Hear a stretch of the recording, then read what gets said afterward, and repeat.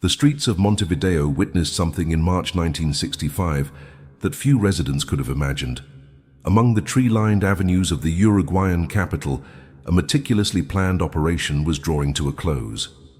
Herbert Kukers, the man who for decades had lived under the protection of his fame as a pioneering aviator, would finally face the consequences of a past that many believed had been forgotten.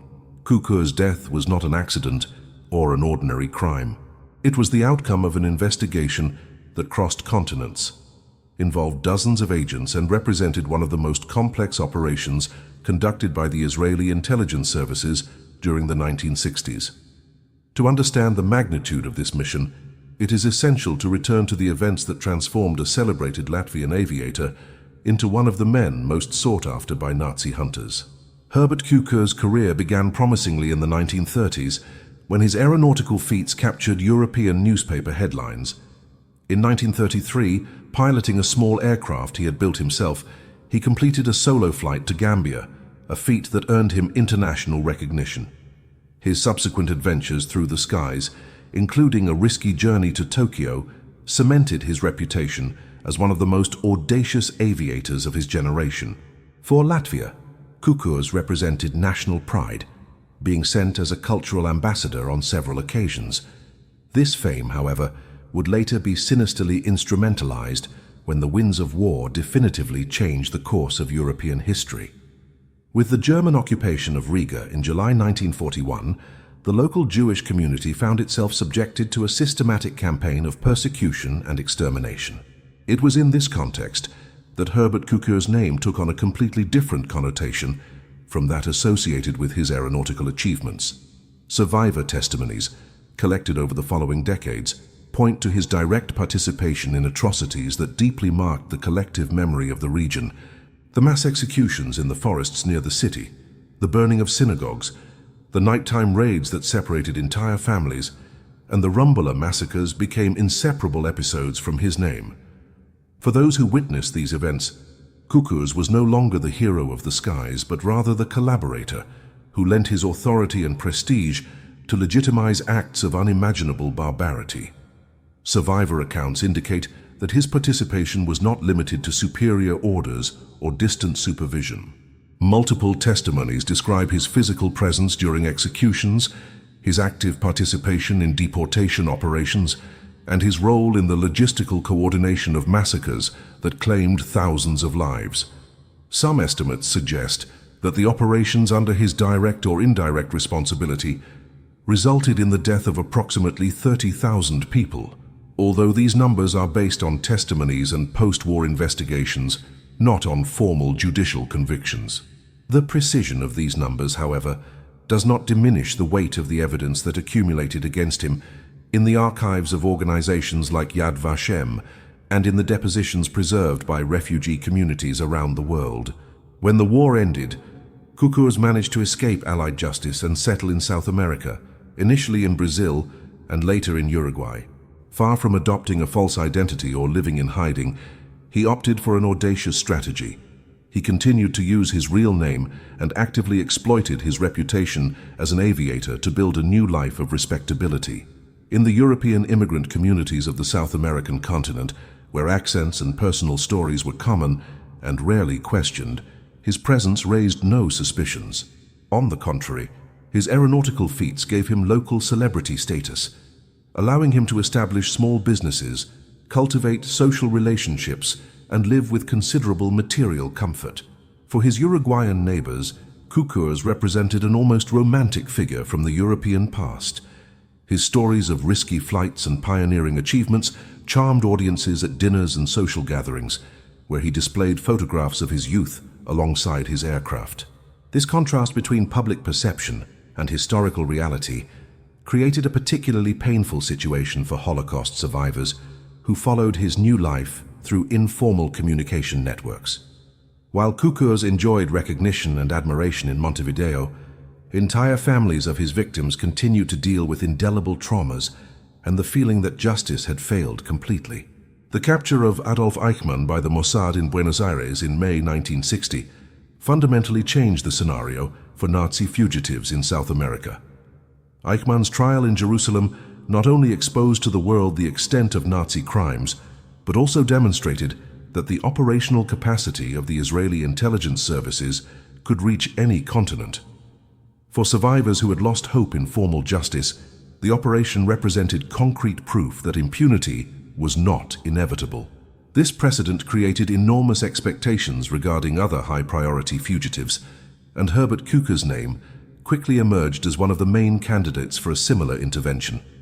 Survivor organizations began to mobilize more coordinately, documenting testimonies, gathering photographic evidence, and pressuring Israeli authorities to take action. Newspaper articles began to circulate exposing his presence in Uruguay, and delegations from Jewish communities visited Israeli embassies presenting detailed dossiers on his wartime activities. The pressure came not only from organized groups, but also from individual survivors who wrote personal letters, recounting their experiences and expressing frustration with the apparent inaction of international authorities. Every photograph of Kukers at social events in Montevideo represented an additional insult to the memory of the victims and reinforced the perception that the international community had abandoned its commitments to justice. For Israel, a country founded on the ashes of the Holocaust and committed to the promise of never again, the situation created complex political and moral dilemmas. On the one hand, operations abroad involved significant diplomatic risks and could jeopardize relationships with friendly countries. On the other hand, allowing figures like Kukers to live openly as minor celebrities contradicted the fundamental principles upon which the Israeli state had been built. The pressure of public opinion, especially among survivor communities, made inaction politically unsustainable. Every month that passed without an adequate response was interpreted as evidence that official promises about memory and justice were empty. In the early 1960s, Israeli intelligence services began to seriously study the possibility of an operation against Kukers. The first reports about his activities in Uruguay arrived through informal networks of informants, many of them Uruguayan Jews who maintained connections with Israel. This initial information confirmed not only his presence in Montevideo, but also details about his habits, relationships, and business activities. The intelligence gathering showed that, unlike Eichmann, who lived relatively discreetly in Argentina, Kukers maintained a high public profile, actively participating in the city's social life and cultivating an image of bourgeois respectability. The decision to proceed with an operation against Kukers was not taken lightly.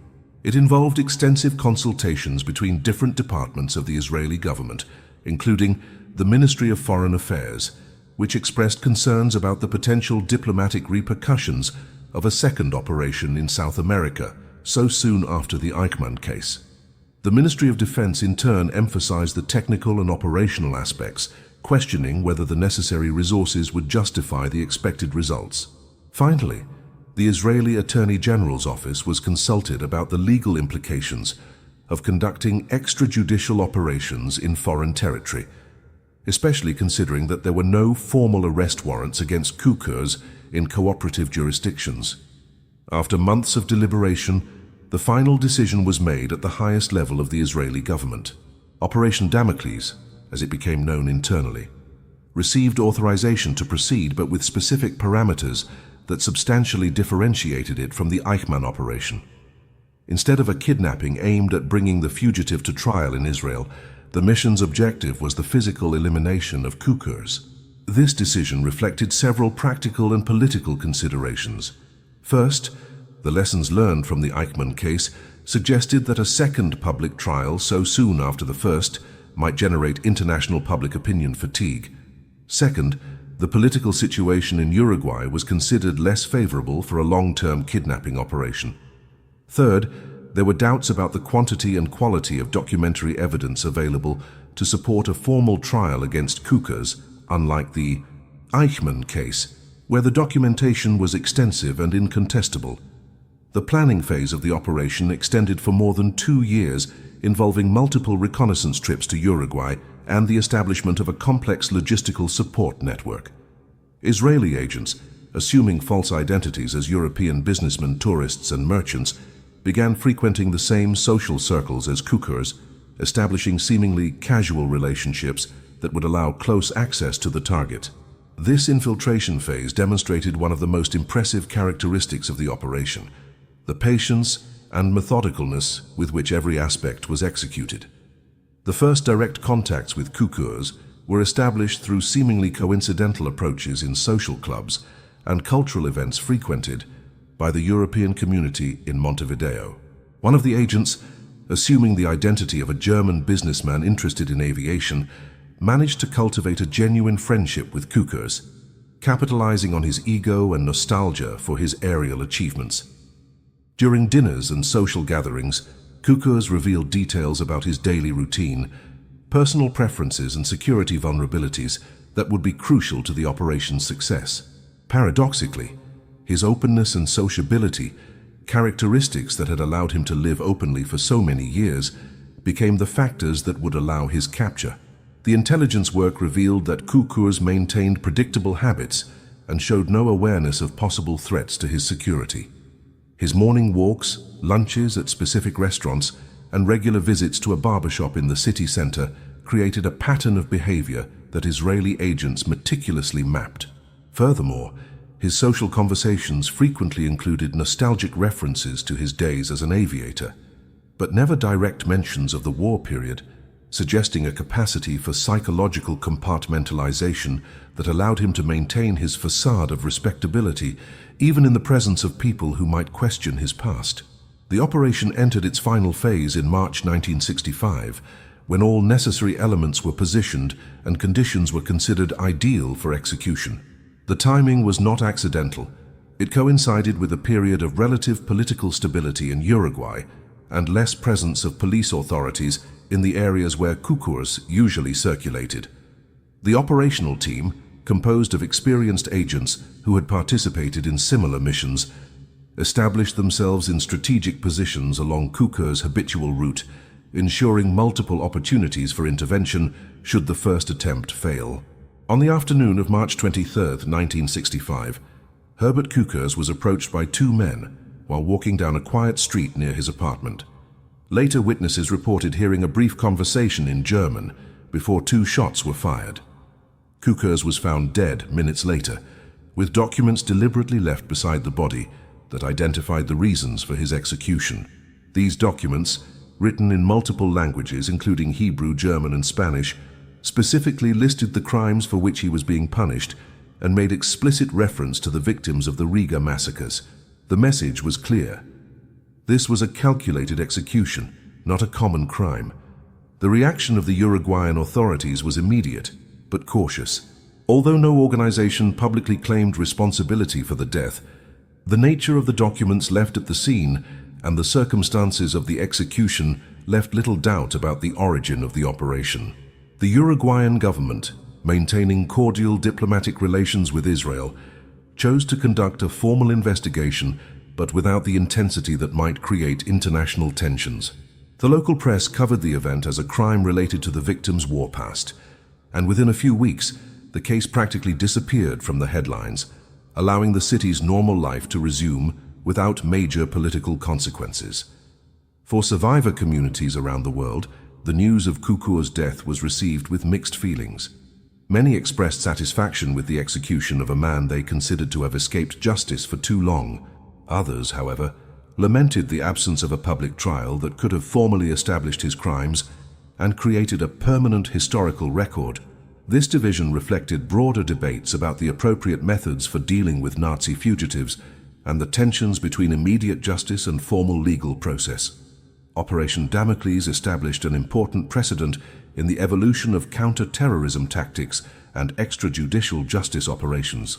Unlike the Eichmann case, where the goal was to bring the fugitive to public trial, Kukurs' elimination demonstrated that Israel was willing to use more direct methods when it considered that formal courts were inadequate or impossible. This approach would subsequently influence Israeli operational doctrine regarding terrorist targets and would be cited as a precedent in debates about the limits of state action in the pursuit of justice. The impact of the operation extended far beyond the borders of Uruguay or even South America. Other Nazi fugitives living in the region began to demonstrate greater caution, some changing their address or adopting security measures they previously considered unnecessary.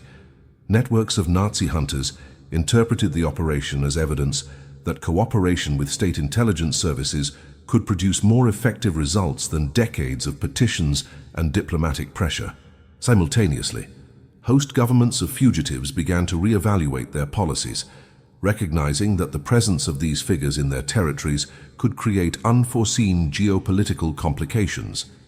The ethical dimension of Operation Damocles generated debates that transcended the communities directly involved, reaching academic, legal, and political circles worldwide.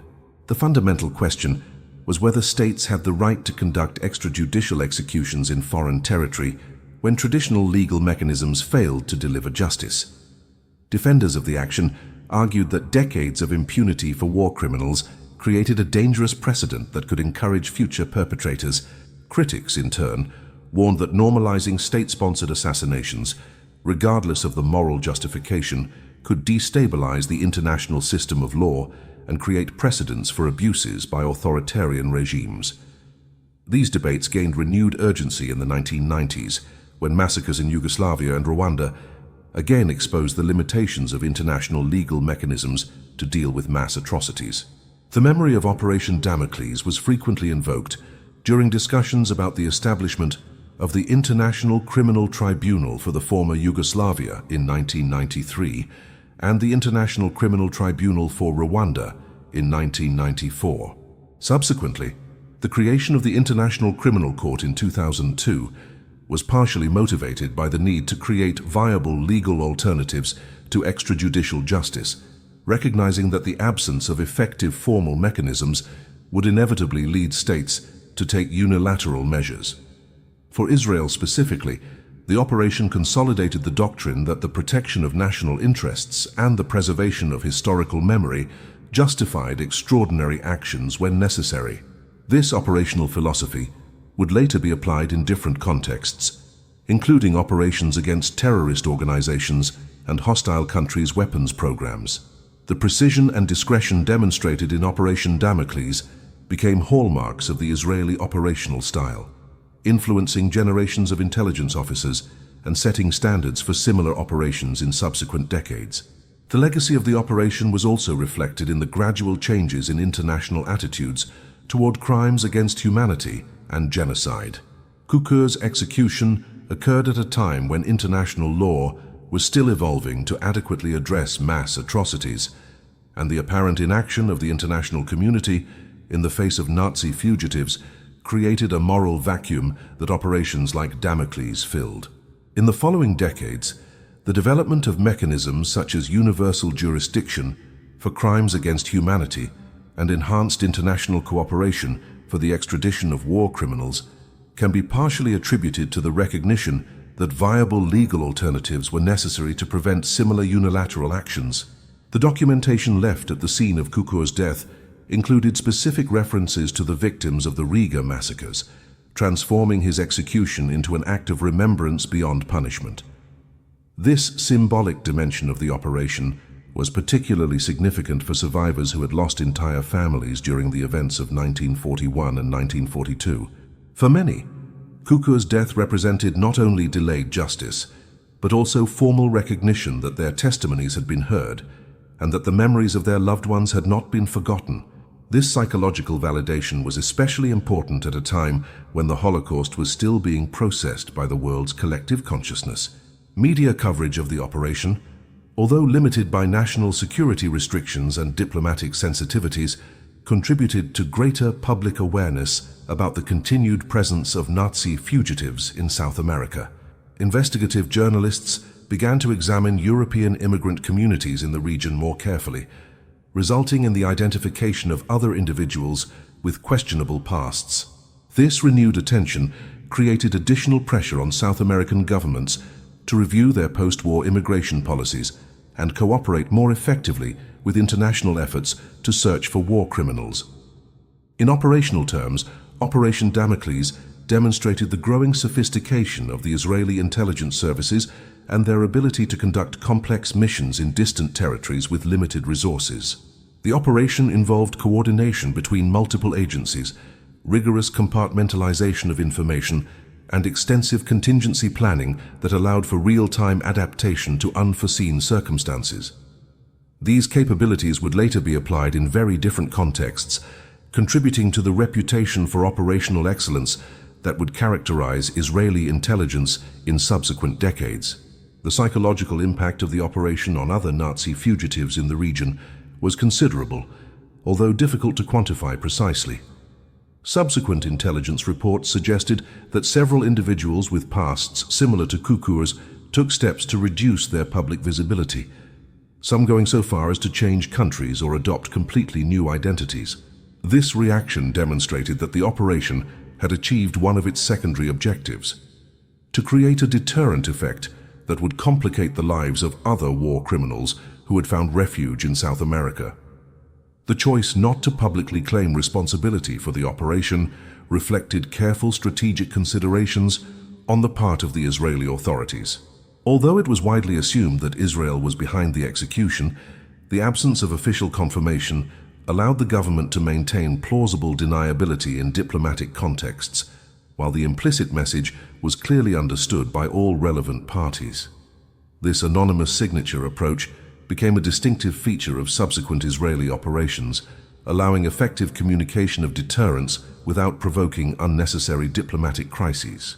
The international community's reaction to the operation was characterized by a mixture of formal condemnation and tacit acceptance.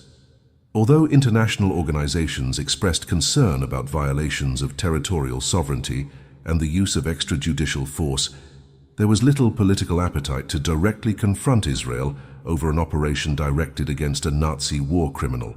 This ambivalence reflected the widespread recognition that traditional legal mechanisms had failed to adequately address the issue of Nazi fugitives, creating a situation where unilateral actions filled a moral and legal vacuum. The case of Herbert Kukurs also illustrated the psychological and moral complexities faced by perpetrators who managed to escape immediate justice after the war.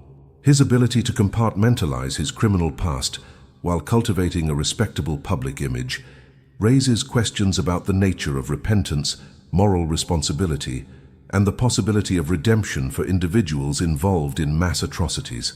For scholars of human behavior and forensic psychology, the case offers insights into how ordinary individuals can transform into perpetrators of extreme violence and subsequently return to seemingly normal lives. Operation Damocles remains a significant case study in intelligence training programs and special operations worldwide, demonstrating fundamental principles of operational planning, risk management, and precise execution under adverse conditions. The operation is frequently cited as an example of how complex political objectives can be achieved through relatively simple operational means, provided there is adequate planning and a clear understanding of the political and social environments where the operation will be conducted. These lessons have applicability that transcends the specific context of hunting war criminals, informing approaches to a wide range of national security challenges. Finally, Herbert Kukur's death in Montevideo represents a defining moment in the evolution of post-genocide justice and the relationship between collective memory and state responsibility.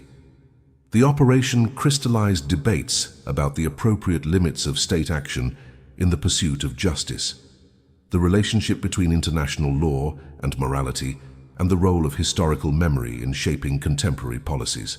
These debates remain relevant today as the international community faces new challenges related to crimes against humanity in contexts such as Syria, Myanmar, and Ukraine, where traditional legal mechanisms are once again proving inadequate to deliver justice to the victims of mass atrocities.